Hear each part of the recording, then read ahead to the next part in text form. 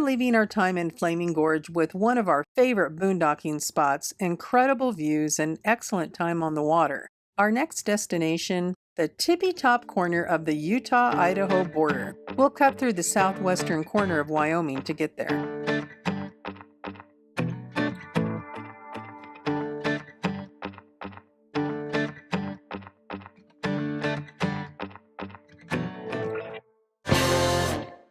We made the last-minute decision to skip our planned boondocking spot in favor of a state park. Although out-of-state residents pay more, there's a discount because it's after Labor Day. Right now, there's lots of room here. Apparently, this destination location goes from packed streets, beaches, and campgrounds to a more relaxed vibe after Labor Day. With as much as we like boondocking, why would we pay to stay here? Well, you tell us, is it worth it?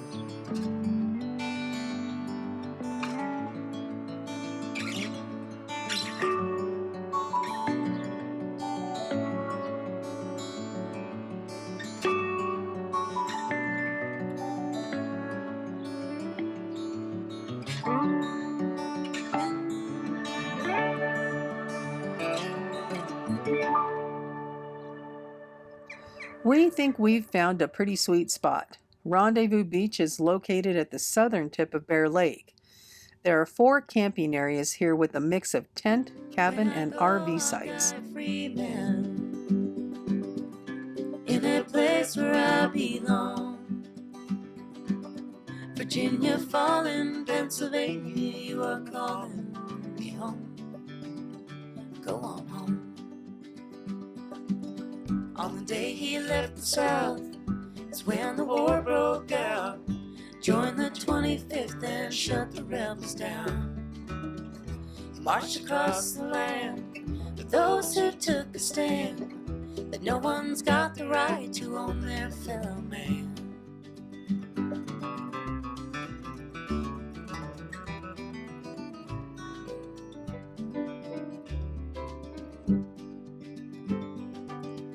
Spring of '65, came back to start life, work on his own time and learn to live again. He became a father, Scranton's finest barber, make his way out from the way that he came in. When I go, I'll die a free man, in a place where I belong. Virginia falling, Pennsylvania, you are calling me home. Go on home. Jackson Merriweather, his story told forever. The way you're born is never how you have to die. You can find him still, laid down in Forest Hill. You can hear him. There's also 3 group sites at Willow that can accommodate up to 48 people with no hookups. I'll die free man, in a place where I belong. Virginia falling, Pennsylvania, you are calling me home. Go on home.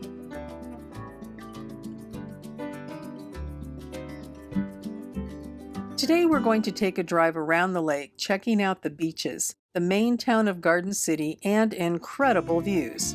Bear Lake is 20 miles long and 8 miles wide. The brilliant blue of the water is amazing. I get why they call this the Caribbean of the Rockies.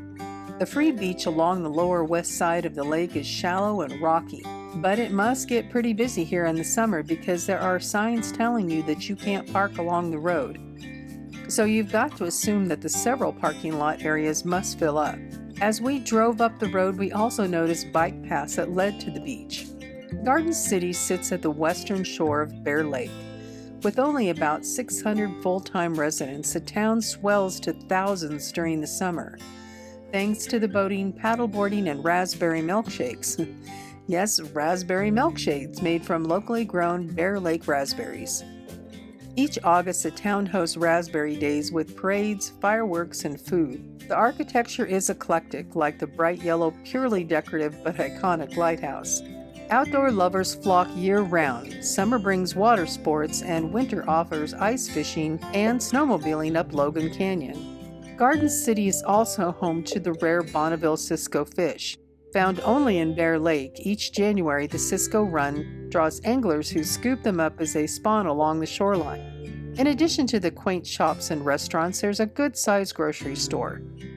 Like usual, we stopped by the visitor center to gather information from the locals. With some information in hand, we continued our tour. At the top of the lake, the road is split between the wildlife refuge and the lake. The west side of the lake has two small towns on the Idaho side.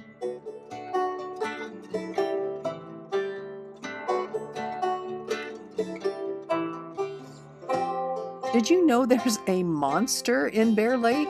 The Shoshone Indians, who once inhabited Bear Lake Valley, claimed the monster captured and carried away young maidens and braves who swam in Bear Lake. The monster was described as a serpent with many legs that would sometimes crawl out of the water onto the shoreline. But the stories didn't stop when early settlers moved into the area. In June of 1868, S.M. Johnson saw what he first thought was a floating log. That log emerged and began blowing water from its mouth and nose. Later, an observer saw the monster swim much faster than a horse could run on land. Sightings as late as 1961 came from a Boy Scout leader. In the 1990s, the town had a competition to name the monster. They now call her Isabella. A stunning lake with a story. Wow, does it get any better than this? This is the bluest lake we've ever seen. Apparently, it's due to the gray rock in the nearby mountains. Much of the rock is limestone, which is made up primarily of calcium. As the rain flows over the rock, it dissolves minute quantities of calcium and suspends it in the lake. Calcium molecules reflect blue light from the sky and act like millions of microscopic mirrors. The lake is often compared to the blue-green waters of the Caribbean. The changing wind and weather make the lake a kaleidoscope of colors. On a bright summer day, the dark spots appear to be deep holes in the lake, but in fact, they're cloud shadows. Even when the ice covers the lake, we're told that even then the color of the lake changes.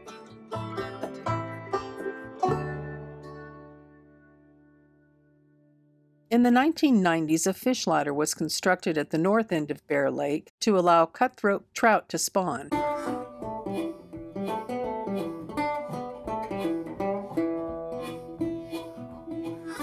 North Beach is empty now, but apparently during certain parts of the year it can be wall-to-wall people.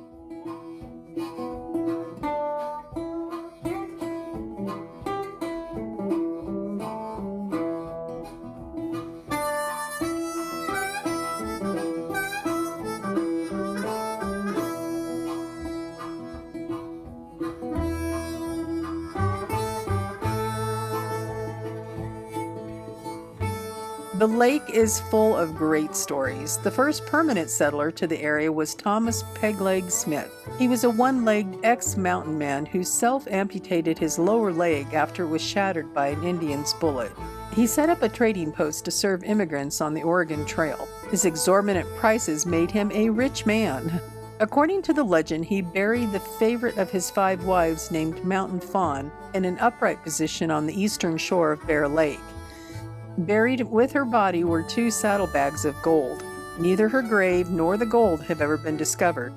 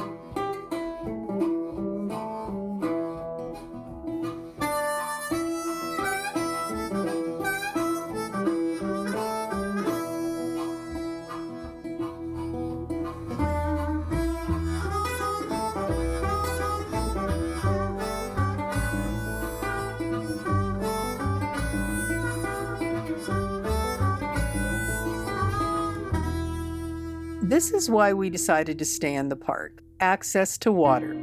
Although it's still a trek to the water, I have a workhorse for a husband. He's my personal slave sometimes. Comes in handy. The water is stunning. One of the things that really struck us is how shallow the water was far offshore. This would make a great swim beach when the summer heat calls you to dip in the cool, refreshing water. Very family friendly.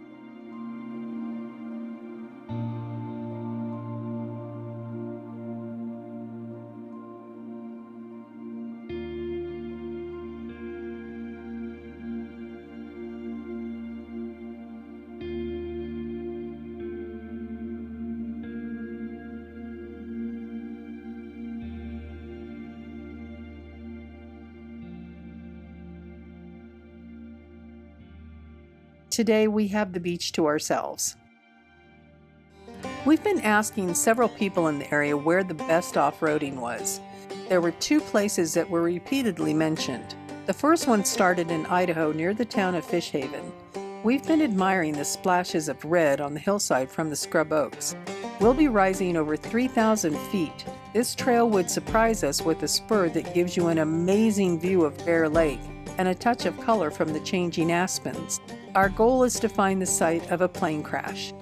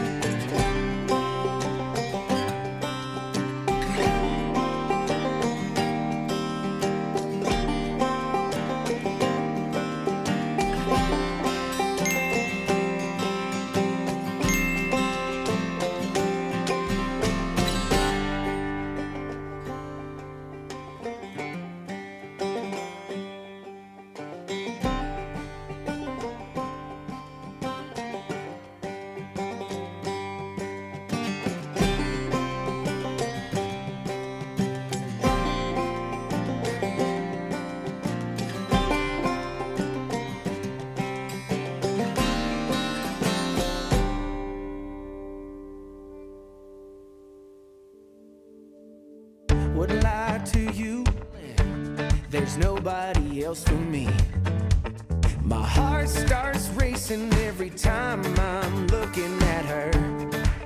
She's my country girl. I couldn't tell you what she's doing to me. She's so damn out of my league. She's a little bit crazy on the weekends, dancing in her mattress, and I love the way she looks in my eyes. And I'm feeling like midnight's getting closer, and I just wanna hold her in my arms till the sun comes up. She's a little bit country. Yeah, she's my country girl. She's a little bit country girl. She's a little bit country. Yeah, she's my country girl. Woo! We have two different trail apps. I simply read about where we were heading, but the hubs used another one on his phone to track and find the site. This app indicates the site being here, when in reality, it's really here. This isn't the first time we've had this problem with this app. This experience is definitely going to change the way we find and plan our rides going forward. We should have turned here to find the right trail. In January of 1953, a Curtiss C-46 military transport crashed in the Bear River Mountains at a site known locally as Pat Hollow, Idaho. All 40 people aboard, 37 Korean War veterans, 2 pilots, and a flight attendant were killed on impact. The aircraft reportedly clipped trees before exploding, and most of the wreckage was obliterated by the crash in deep snow. All of the servicemen, their last name either ended in H, J, or K. The pilot, the civilian, Lawrence Crawford, First Officer Maxwell Perkins, and Stewardess Dorothy Davis. So I don't know if they went by alphabetical when they were sending them back or not. But and then underneath me is a bunch of glass shards, probably from candles that were lit in memorial. Recovery was delayed by winter conditions. Remains were not fully retrieved until June of that year. The investigators later attributed the crash primarily to wing icing amid turbulence over the mountains. No mechanical failures were found in the recovery parts.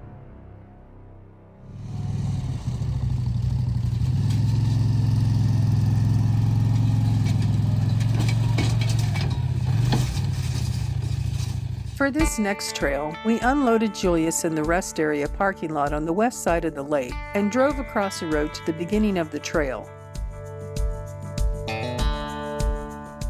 We'll be rising 2,000 feet and get views that are hard to describe.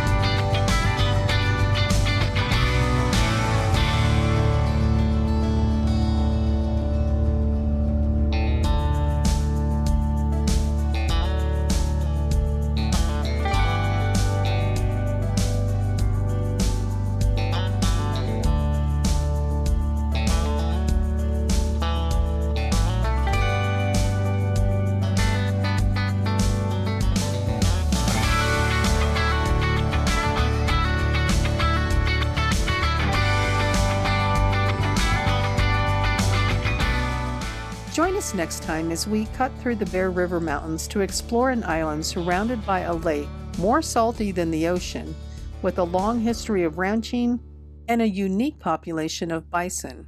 Don't forget to hit the bell so you don't miss an episode.